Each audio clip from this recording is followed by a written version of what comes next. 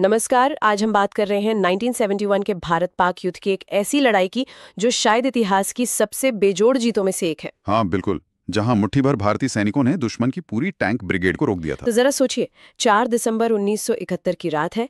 थार रेगिस्तान में एकदम सन्नाटा बिल्कुल। और लोंगेवाला पोस्ट पर तैनात है सेकंड लेफ्टिनेंट धर्मवीर सिंह। उन्हें अचानक सुनाई देती है टैंकों की आवाज, गड़गड़ाहट, हाँ, पाकिस्तानी टैंकों की। और एक दो नहीं बल्कि दर्जनों टैंक। और सामने सिर्फ टैंक ही नहीं थे, पाकिस्तानी सैनिक भी थे हजारों में। हाँ, करीब 2000 से 3000 सैनिक और 60 से ज्यादा T-59 और शर्मन टैंक। उस वक्त के हिसाब से बहुत बड़ी ताकत थी ये। और यहाँ लोंगेवाला पोस्ट पर कितने जवान थे? सिर्फ 120 जवान। मेजर कुलदीप सिंह चांदपुरी कमांड कर रहे थे उन्हें। 23rd पंजाब रेजिमेंट की अल्फा कंपनी। सिर्फ 120। तो आज हम यही समझने की कोशिश करेंगे कि कैसे इन 120 जवानों ने ये लगभग नामुमकिन लगने वाली लड़ाई जीती। चलिए इस हैरत अंगेज किस्से में थोड़ा और गहरा उतरते हैं। हाँ, तो सबसे पहले ये समझना होगा कि पाकिस्तान का प्लान क्या था आखिर। हाँ, वो क्यों आ रहे थे इस तरफ? देखिए, पूर्वी पाकिस्तान मतलब जो अब बांग्लादेश है, वहां उनकी हालत पतली हो रही थी, हार सामने दिख रही थी। अच्छा। तो पश्चिमी पाकिस्तान ने सोचा कि यहां राजस्थान के रास्ते हमला करके भारत का एक बड़ा इलाका कब्जा कर लें। इससे भारत पर दबाव बनेगा। अच्छा, ये प्लान था। ऑपरेशन लबैक है ना? जी, ऑपरेशन लबैक। लोंगेवाला पर कब्जा करना पहला कदम था। फिर रामगढ़ होते हुए जैसलमेर तक पहुंचना उनका लक्ष्य था। और तैयारी तो जबरदस्त लग रही है उनके आंकड़ों से। सैनिक, टैंक, गाड़ियां। हाँ, तैयारी पूरी थी। 2000-3000 सैनिक, 60 से ज्यादा वो T-59 और शर्मन टैंक्स, 500 से ज्यादा गाड़ियां थी उनके पास, मिसाइलें, बड़े बड़े अफसर। उनका तो नारा ही बन गया था एक तरह से, लोंगेवाला में नाश्ता, रामगढ़ में लंच और जैसलमेर में डिनर। अरे बाप रे, मतलब पूरा कॉन्फिडेंस था उनको। बिल्कुल। लेकिन शायद उन्होंने भारतीय सेना की उस छोटी सी टुकड़ी अल्फा कंपनी को हल्के में ले लिया। हाँ बिल्कुल, हल्के में ले लिया। तो जब लेफ्टिनेंट धर्मवीर ने ये खबर मेजर चांदपुरी तक पहुंचाई होगी, तब क्या माहौल रहा होगा? 120 लोग और सामने इतनी बड़ी दुश्मन फौज। सोचिए जरा, मेजर चांदपुरी के सामने बहुत बड़ा फैसला था। या तो पीछे हट जाएं, जो शायद आसान लगता, या फिर मुकाबला करें। उन्होंने अपने जवानों को बुलाया, साफ साफ बताया, देखो, दुश्मन हजारों में है, टैंक है उनके पास, हमारे पास 2 मशीन गन्स, 2 मोर्टार, बस 4 एंटी टैंक रॉकेट लॉन्चर। सिर्फ 4? हाँ, और एक जीप पर लगी रिकॉइललेस राइफल। हथियार बहुत कम थे, लेकिन उन्होंने कहा, ये हमारी धरती है, ये पंजाब रेजिमेंट की इज्जत का सवाल है, हम यहीं डटे रहेंगे, लड़ेंगे। और जवान वो मान गए? एक भी जवान पीछे नहीं हटा, सबने कहा हम लड़ेंगे। ये हौसला था उनका। कमाल है।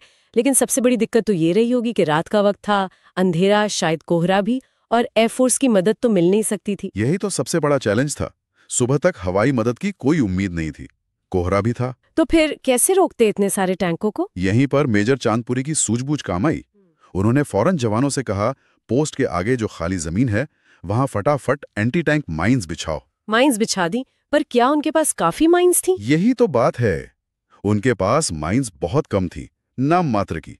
लेकिन जैसे ही पाकिस्तानी टैंक बॉर्डर के पास आए, उन्हें कुछ कंटीले तार मिले जो वहां पहले से लगे थे।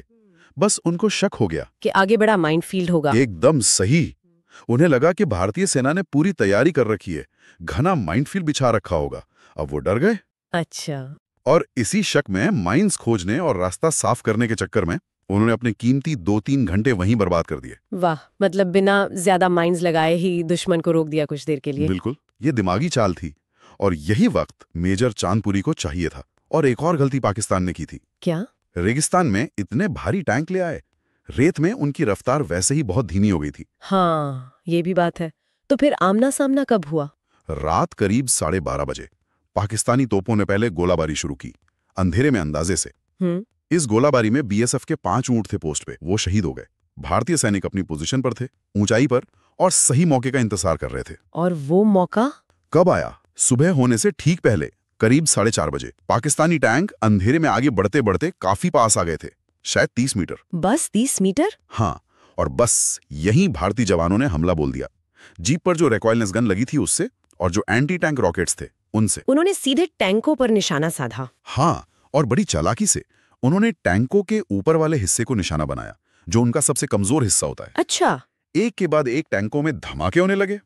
और एक और कमाल की बात हुई। क्या? कई पाकिस्तानी टैंकों पर ना एक्स्ट्रा डीजल और पेट्रोल के ड्रम बंधे हुए थे, उनमें आग लग गई। अरे! तो रात के अंधेरे में हाँ, वो जलते हुए टैंक खुद ही रोशनी करने लगे, दुश्मन की पोजीशन साफ दिखने लगी।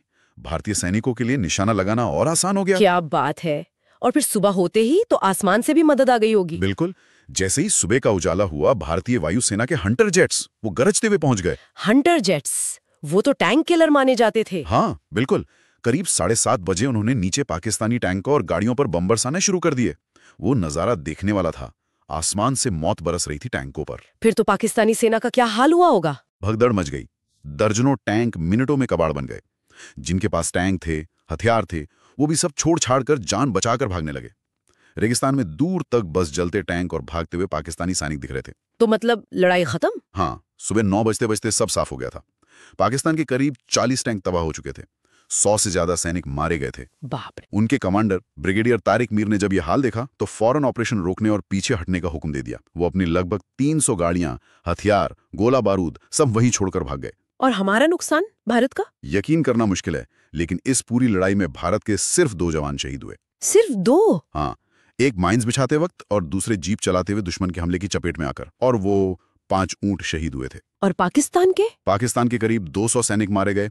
36 टैंक उनके पूरी तरह तबाह हुए और 500 से ज्यादा गाड़ियां या तो नष्ट हो गई या वो छोड़कर भाग गए। कमाल की बात तो ये है कि आमने सामने की लड़ाई में वो एक भी भारतीय सैनिक को शहीद नहीं कर पाए। हाँ, ये सबसे हैरत अंगेज बात। वाकई लोंगेवाला की ये जीत मेजर कुलदीप सिंह चांदपुरी और 23वीं पंजाब रेजिमेंट के उन 120 वीरों के हौसले, उनकी हिम्मत, उनकी सूझबूझ का एक जीता जागता सबूत है। बिल्कुल। कैसे कम संसाधनों के साथ भी दुश्मन की इतनी बड़ी ताकत को हराया जा सकता है, ये उसका बेहतरीन उदाहरण है। ये लड़ाई सोचने पर मजबूर करती है ना। यस। कि क्या युद्ध सिर्फ संख्या बल और हथियारों से जीते जाते हैं, या फिर जैसा लोंगेवाला ने दिखाया, लीडरशिप, सैनिकों का जज्बा, इलाके की समझ और दुश्मन की कमजोरियों को सही वक्त पर भांप लेना, क्या ये चीजें ज्यादा मायने रखती हैं? हाँ, ये सवाल तो है। और ये भी सोचना चाहिए कि लोंगेवाला जैसी जो ऐतिहासिक लड़ाइयां हैं, उनसे मिली सीख भविष्य की जो सैन्य रणनीति